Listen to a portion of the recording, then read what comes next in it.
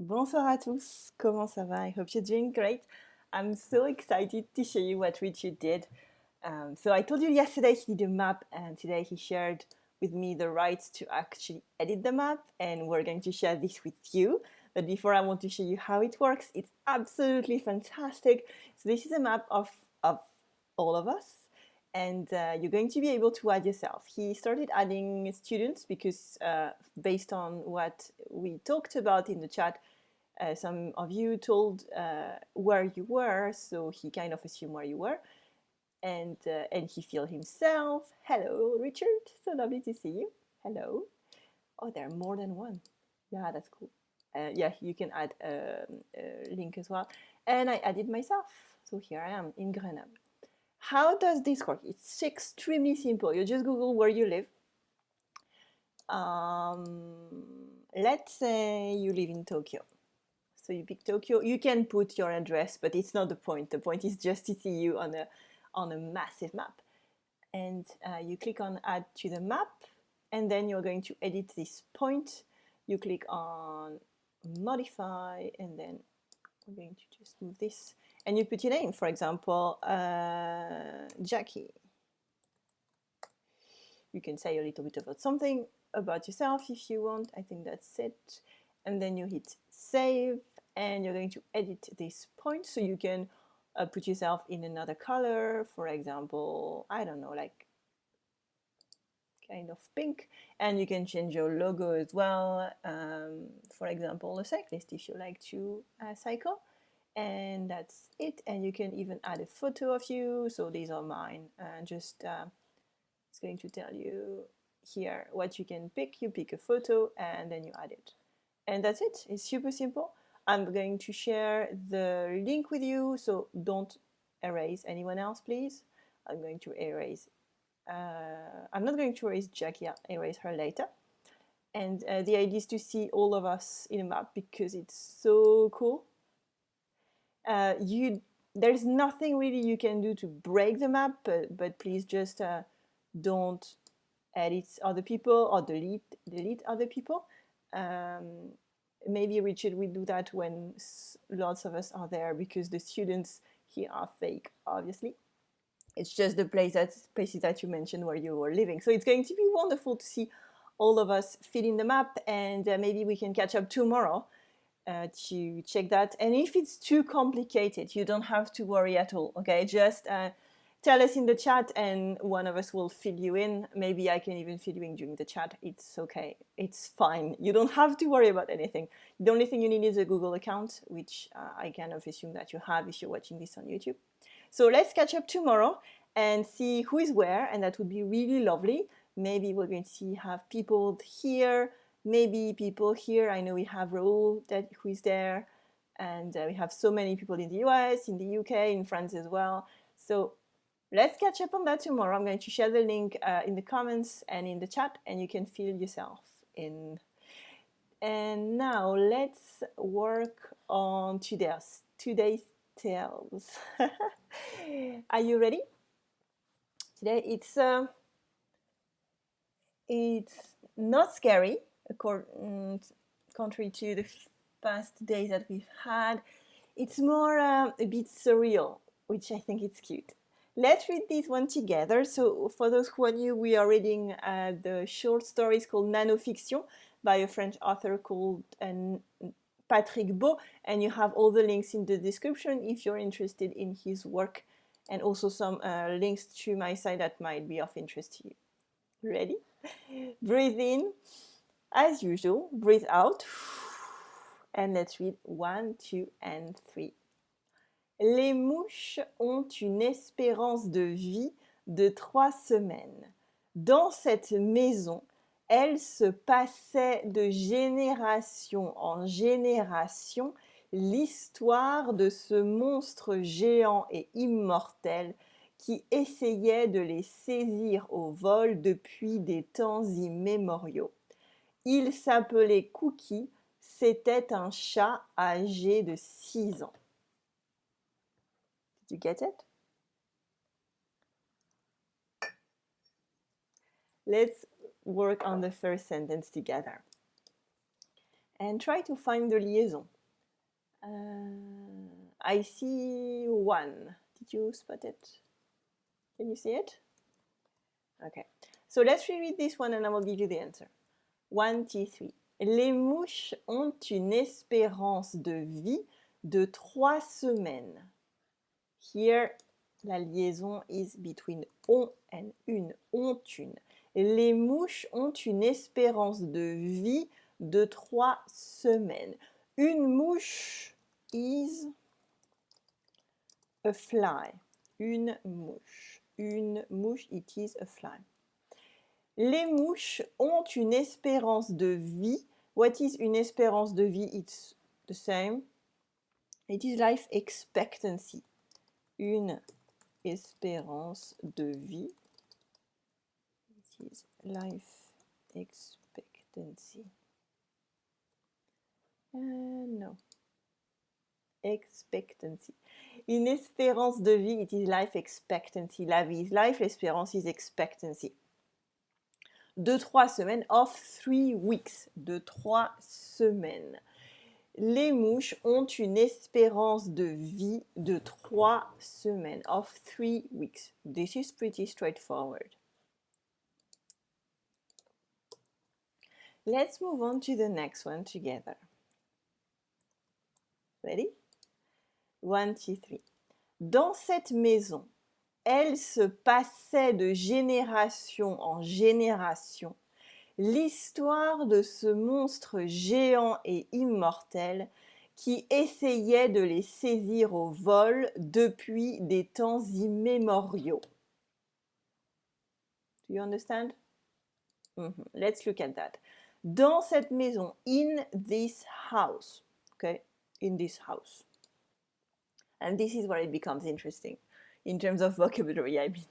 Elle se passait de génération en génération l'histoire. Elle se passait de génération en génération. What's that?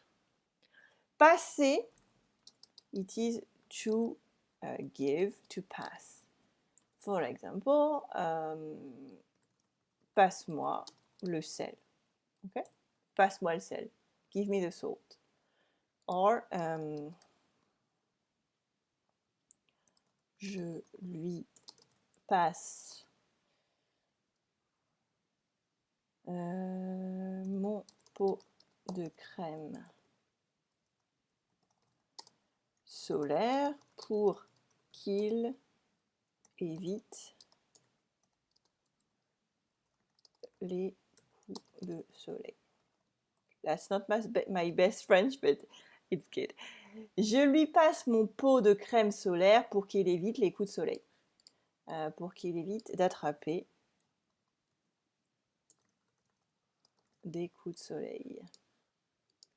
Je lui passe mon pot de crème solaire pour qu'il évite d'attraper des coups de soleil. I give him my tub or screen. How do you say that again?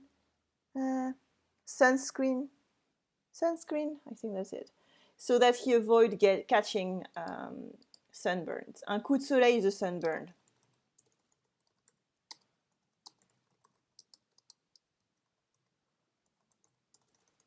A sunburn.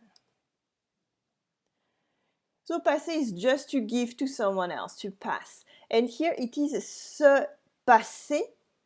Okay, so it is to give to each other. For example, les sœurs se passent des robes pour... No, because this might be ambiguous in terms of meaning. Parce que passer une robe, it is to put it. Se passe le pot de crème de glace pendant qu'elle regarde What are they going to watch? Un village français.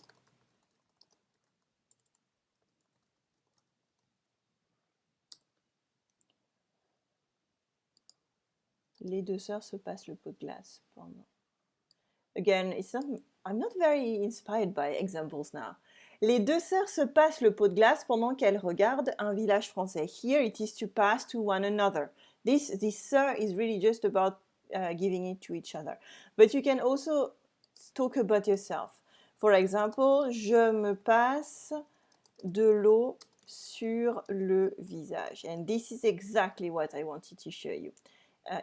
Elle se passait de génération en génération. Here it is, elle se passait de génération en génération l'histoire de ce monstre. It is not, elle se passait de. Do you know what that is? Se passer de. Se passer de l'eau sur le visage, it is to put some water on your own face. Se passer de l'eau sur le visage. It's two different things. But se passer de, it is different. And this is where there is a trick. Se passer de, it is to do without. For example, je me passe de sel pendant un mois pour essayer de réduire ma tension. It is blood pressure. I'm going to do without salt for a month to try to reduce my blood pressure, ma tension. So here, je me passe de, it is to do without. And it is absolutely not se passer de sel pendant un mois. Okay, it is different. And this is a trick. So you really have to know what this is talking about so you don't make this mistake. So they were passing down de génération en génération, from generation to generation, l'histoire de ce monstre géant. The story of this giant monster. Or we can say the tale of this giant monster. We can say le conte de ce monstre géant. It works because this is a story that is all about making people afraid, and it's popular folklore. Here, l'histoire égale le conte.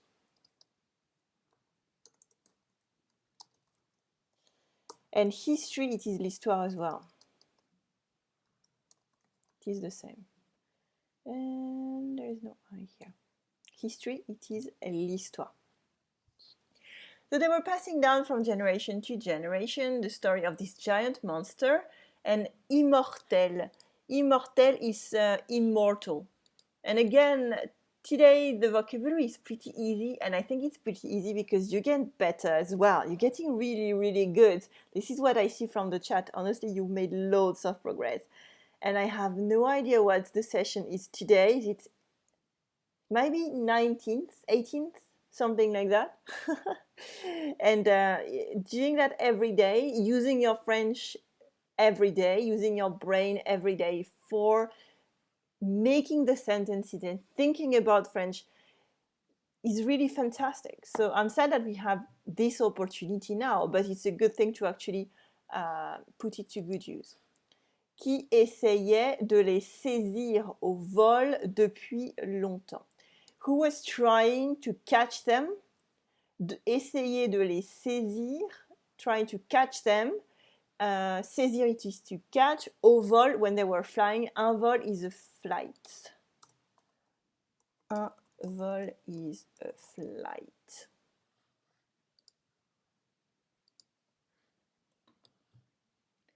Un vol is a flight. Saisir, it is to catch. Saisir, it is to catch. And this can be something to catch or to take away from you.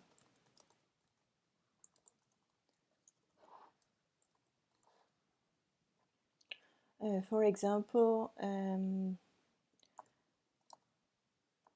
le maître nageur m'a saisi le bras et m'a sorti de la piscine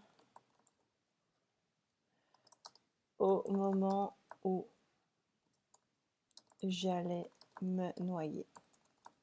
Le maître nageur m'a saisi le bras et m'a sorti de la piscine au moment où j'allais me noyer. The lifeguard got my arm and took me out of the pool at the exact moment I was going to drown. And this is really saisir. But you can also say la police a saisi, let's go big, 4 tonnes, 4 tonnes d'exemplaires du Petit Prince.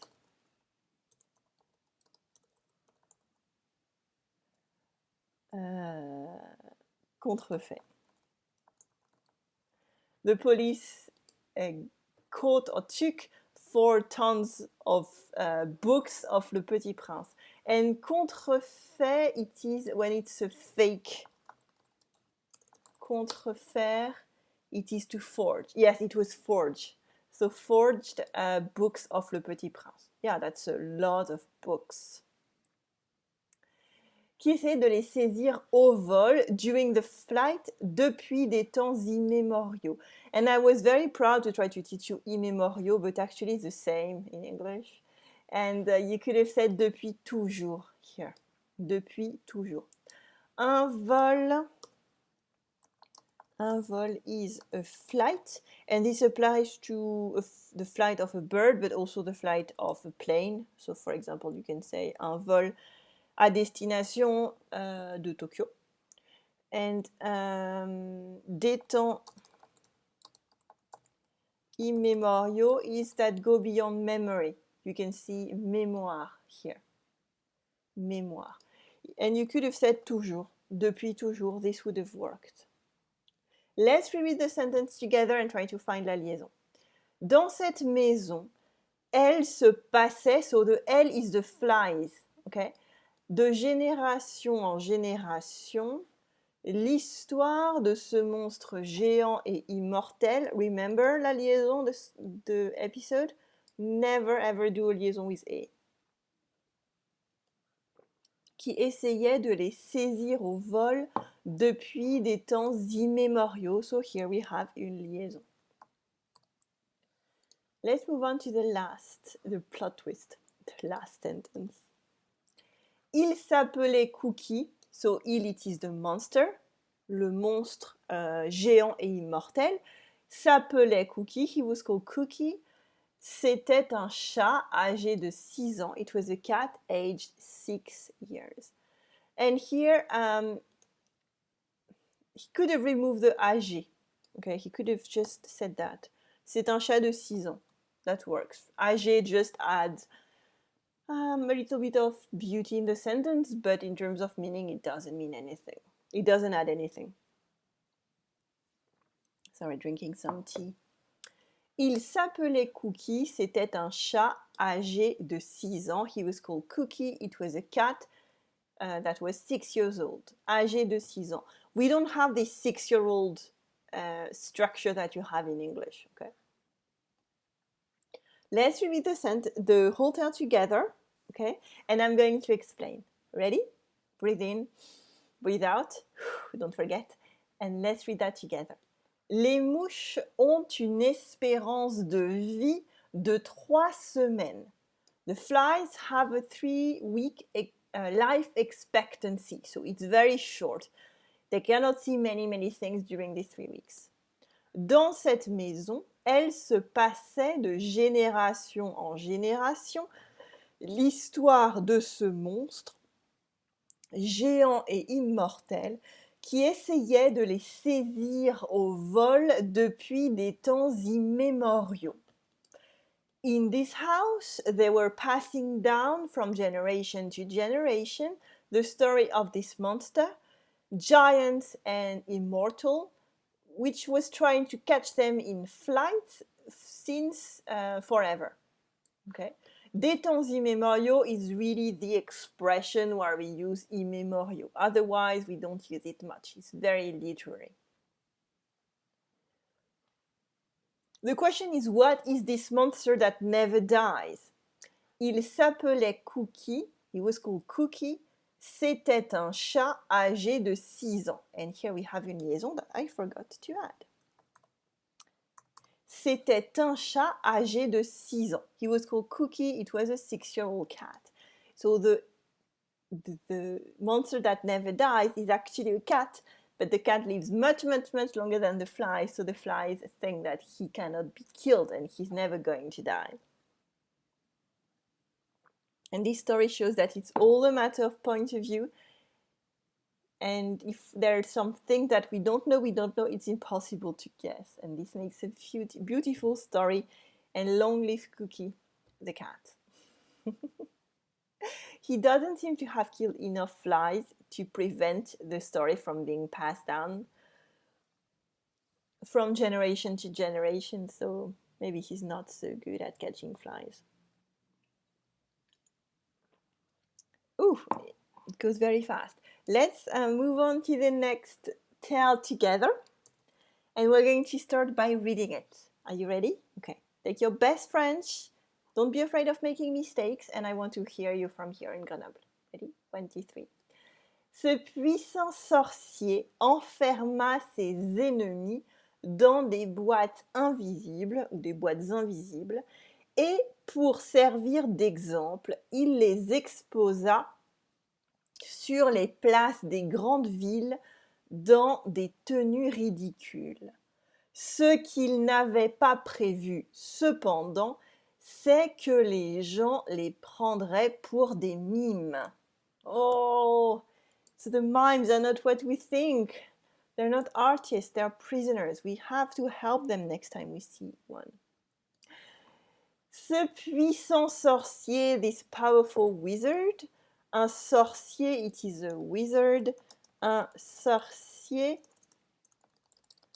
a wizard. And if you're looking for a good book to read, you should read Sorcière de Mona Chollet, one of the best.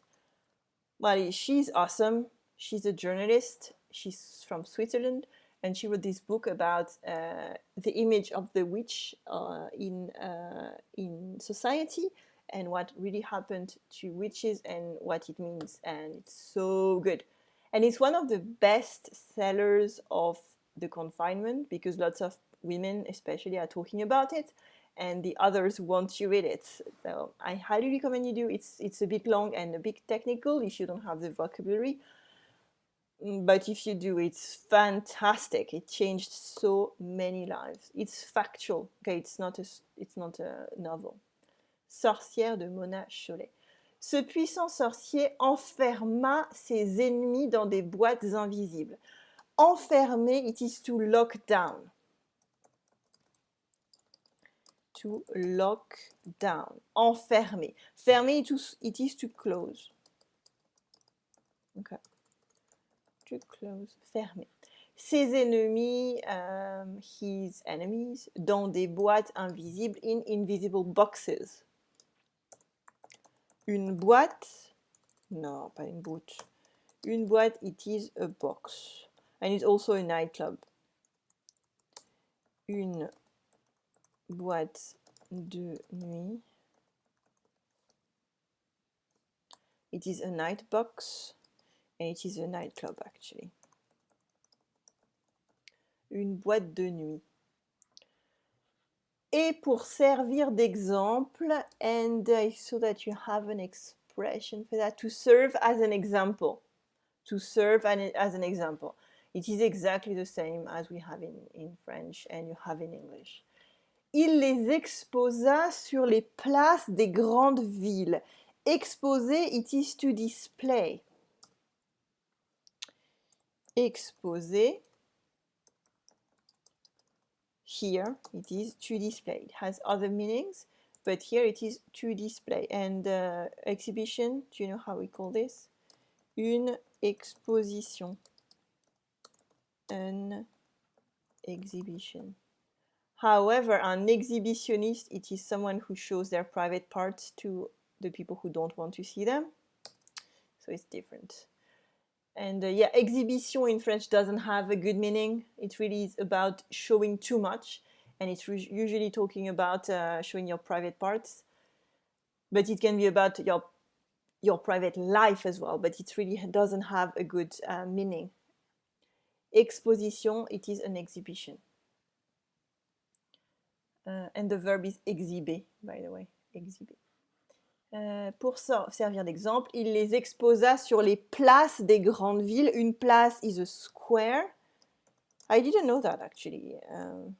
It makes sense because you have Trafalgar Square in London. And I just realized that place is square. I only thought about the geometrical shape of a square. Des grandes villes, of the big cities, dans des tenues ridicules. In ridiculous, what? What is une tenue? It is an outfit. An outfit. Not outfit, outfit.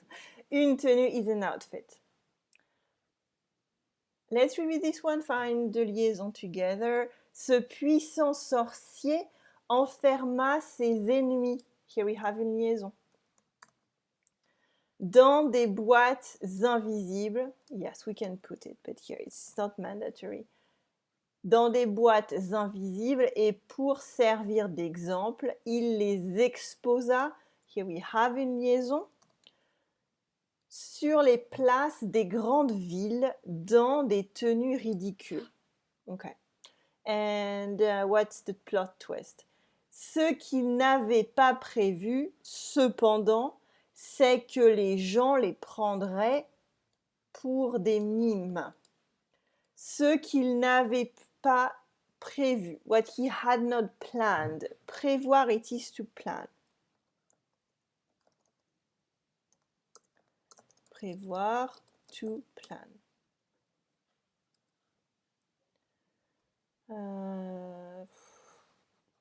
Personne n'avait prévu de rester à la maison 2 mois.